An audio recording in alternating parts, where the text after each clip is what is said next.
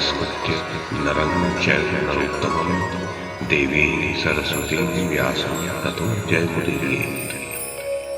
ओम नमो भगवते वासुदेवाय, ओम नमः पितामहाय, ओम नमः प्रजापतिभ्यः, ओम नमः कृष्णद्वैपायनाय, ओम नमः सर्वविघ्नविनायकेभ्यः।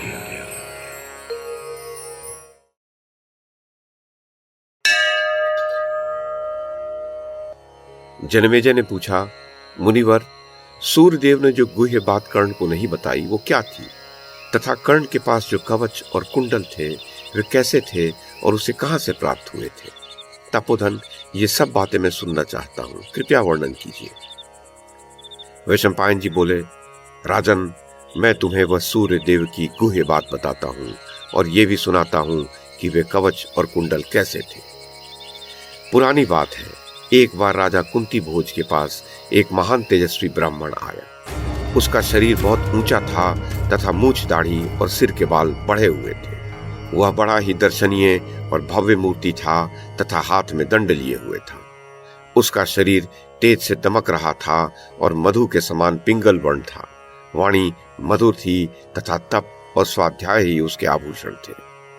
उस ब्राह्मण देवता ने राजा से कहा, राजन, मैं आपके घर भिक्षा मांगने के लिए आया हूं, किंतु आपको या आपके सेवकों को मेरा कोई अपराध नहीं करना होगा। यदि आपकी रुचि हो तो इस प्रकार मैं आपके यहाँ रहूंगा और इच्छानुसार आता जाता रहूंगा। तब कुंती भोज ने प्रेम पूर्वक उनसे कहा, महामते, मेरी पृथा नाम की एक कन्या है। वह बड़ी सुशीला, सदाचारिणी, संयमशीला और भक्तिमती है। वही पूजा और सत्कार पूर्वक आपकी सेवा किया करेगी। उसके शील सदाचार से आपको अवश्य संतोष होगा।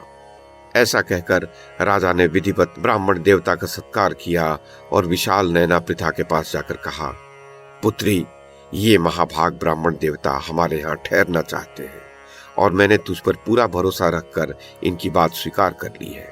अतः किसी भी प्रकार मेरी बात को मिथ्या मत होने देना। ये जो कुछ मांगे वही वस्तु बिना अनखाए देती रहना। ब्राह्मण परम तेजो रूप और परम तपस्वरूप होता है। ब्राह्मणों को नमस्कार करने से ही सूर्यदेव आकाश में प्रकाशित होते हैं। पुत्री, उन ब्राह्मण देवता की परिचर्या का भार ही इस समय तुझे सौंपा जा रहा है। तू नियम पूर्वक नित्य प्रति इनकी सेवा करती रहना। मैं जानता हूं कि तेरा बचपन से ही ब्राह्मणों के, गुरुजनों के, बंधुओं के, सेवकों के, मित्र संबंधी और माताओं के तथा मेरे प्रति सब प्रकार आदर युक्त व्यवहार रहा है। इस नगर में अथवा अंतःपुर में ऐसा कोई पुरुष नहीं जान पड़ता जो तुझसे असंतुष्ट हो। तू वृष्णि वंश में उत्पन्न हुई शूरसेन की लाडली कन्या है। तुझे बचपन में ही प्रीतिपूर्वक राजा शूरसेन ने मुझे दत्तक रूप से दे दिया था। तू वसुदेव जी की बहन है और मेरी संतानों में सर्वश्रेष्ठ है। राजा शूरसेन ने ऐसी प्रतिज्ञा की थी कि अपनी प्रथम संतान मैं आपको दूंगा। उस प्रतिज्ञा के अनुसार ही उनके देने से तू मेरी पुत्री हुई। सो पुत्री, यदि तू दर्प, दंभ और अभिमान को छोड़कर इन वरदायक ब्राह्मण देवता की सेवा करेगी तो अवश्य कल्याण प्राप्त करेगी। जनमेजय, इस पर कुंती ने कहा, राजन, आपकी प्रतिज्ञा के अनुसार मैं बहुत सावधान रहकर इन ब्राह्मण देवता की सेवा करूंगी। ब्राह्मणों की पूजा करना तो मेरा स्वभाव ही है। इससे आपका प्रिय और मेरा परम कल्याण होगा। ये चाहे सायंकाल में आवे, चाहे प्रातः काल आवे, चाहे रात्रि में आवे, चाहे आधी रात्रि के समय आवे, इन्हें मैं किसी प्रकार कुपित होने का अवसर नहीं दूंगी। पिताजी, इसमें तो मेरा बड़ा लाभ है कि आपकी आज्ञा में रहकर ब्राह्मणों की सेवा करते हुए अपना कल्याण करूं। जनमेजय, कुंती के ऐसा कहने पर राजा कुंती भोज ने उसे बारंबार हृदय से लगाया और उसे उत्साहित करते हुए उसका सारा कर्तव्य समझा दिया। राजा ने कहा, ठीक है कल्याणी, तुझे निशंक होकर ऐसा ही करना चाहिए। उससे ऐसा कहकर परम यशस्वी कुंती भोज ने उन ब्राह्मण देवता को वह कन्या सौंप दी और उनसे कहा, ब्राह्मण, मेरी ये कन्या छोटी आयु की है और बहुत सुख में पली है। यदि इससे कोई अपराध हो जाए तो आप उस पर ध्यान न दें। महाभाग ब्राह्मण लोग वृद्ध, बालक और तपस्वियों के तो अपराध करने पर भी प्रायः क्रोध नहीं करते। यह सुनकर ब्राह्मण ने कहा, ठीक है। इसके पश्चात राजा ने उन्हें प्रसन्न होकर हंस और चंद्रमा के समान श्वेत प्रासाद में ले जाकर रखा। वहां अग्निशाला में उनके लिए एक तेजस्वी आसन बिछाया गया तथा उसी प्रकार पूरी पूरी उदारता से उन्हें भोजन आदि की समस्त वस्तुएं भी समर्पित की गई। राजपुत्री पृथा भी आलस्य और अभिमान को एक ओर रखकर उनकी परिचर्या में दत्तचित्त होकर लग गई। उसका आचरण बड़ा सराहनीय था। उसने शुद्ध मन से सेवा करके उन तपस्वी ब्राह्मण को पूर्णतया प्रसन्न कर लिया। उनके झिड़कने, बुरा भला कहने तथा अप्रिय भाषण करने पर भी पृथा उनको अप्रिय लगने वाला काम नहीं करती थी, जबकि उनका व्यवहार बड़ा अटपटा था। कभी वे अनियत समय पर आते, कभी आते ही नहीं और कभी ऐसा भोजन मांगते जिसका मिलना अत्यंत कठिन होता। किंतु पृथा उनके सब काम इस प्रकार कर देती थी मानो उसने पहले से ही उनकी तैयारी कर रखी हो। वो शिष्य, पुत्र और बहन के समान उनकी सेवा में तत्पर रहती थी। उसके शील स्वभाव और संयम से ब्राह्मण को बड़ा संतोष हुआ और वे उसके कल्याण के लिए पूरा प्रयत्न करने लगे।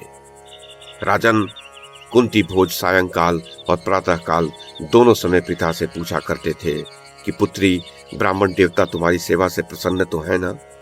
यशस्विनी पृथा उन्हें यही उत्तर देती कि वे अत्यंत प्रसन्न हैं। इससे उदार चित्त कुंती भोज को बड़ी प्रसन्नता होती थी।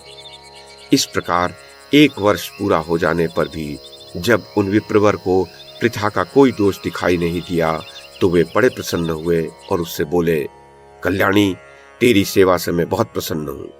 तू मुझसे ऐसे वर मांग ले जो इस लोक में मनुष्यों के लिए दुर्लभ है। तब कुंती ने कहा, विप्रवर, आप वेद वेदताओं में श्रेष्ठ हैं। आप और पिताजी मुझ पर प्रसन्न हैं। मेरे सब काम तो इसी से सफल हो गए। अब मुझे वरों की कोई आवश्यकता नहीं है। ब्राह्मण ने कहा, भद्रे, यदि तू कोई वर नहीं मांगती तो देवताओं का आवाहन करने के लिए मुझसे ये मंत्र ग्रहण कर ले। इस मंत्र से तू जिस देवता का आवाहन करेगी वही तेरे अधीन हो जाएगा।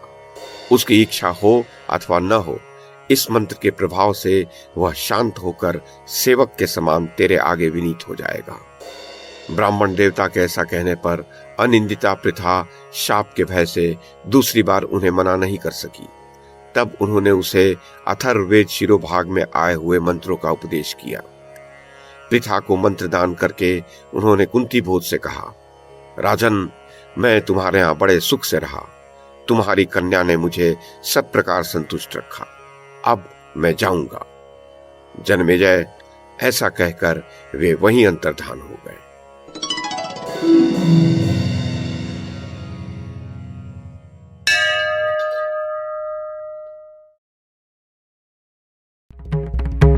YouTube के माध्यम से महाभारत की कथा को एक श्रृंखला के रूप में प्रस्तुत करने का हमारा ये प्रयास यदि आपको सराहनीय लगा हो तो कृपया इस कड़ी को लाइक और शेयर करें, चैनल को सब्सक्राइब करें और बेल आइकन को दबाएं। साथ में अन्य लोगों को भी देखने के लिए प्रेरित करें। धन्यवाद और नमस्कार।